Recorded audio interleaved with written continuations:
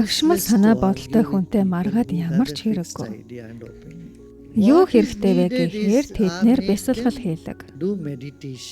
Та бясалгалч болж нарийн төвшөнд хүрэх хэрээр мэдрэмжтэй мөн ухаалаг болдог.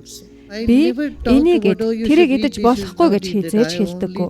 Би тэднийг бясалгал хий, улам гүн яваарай л гэдэг. Төвдөө бай, тайван бай гэдэг. Тэгээд аяндаа өөрчлөгддөг. Тамхи татах талаар бодоод үзтээ. Тамхи татах нь эрүүл мэндэд аюултай гэж хэллээ. Тэд мэдж л байгаа, мэдэхгүй гэж үү? Гэвч тэд зөвтгдөг. Бид энд тэгтлээ анхаарал тавих хэрэггүй. Шинжлэх ухааны олон судалгаа шинжилгээ байгаа. Хүмүүс вегетариан болох нь тэнэг зүйл биш. 10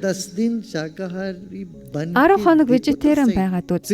Удаж хуучирсан өгсөн амьтны мах идмээргүй байна гэх болно. Амьтад хүртэл шинэхэн хоол иддгээс удаж хуучирсан хоол иддэггүй. Инх нь өөрийн биед хүч хэрглэж буй хэрэг. Зөвхөн амтлах мэдрэхүйн төлөө та өөрийн биеэ хүчрхийлж байна.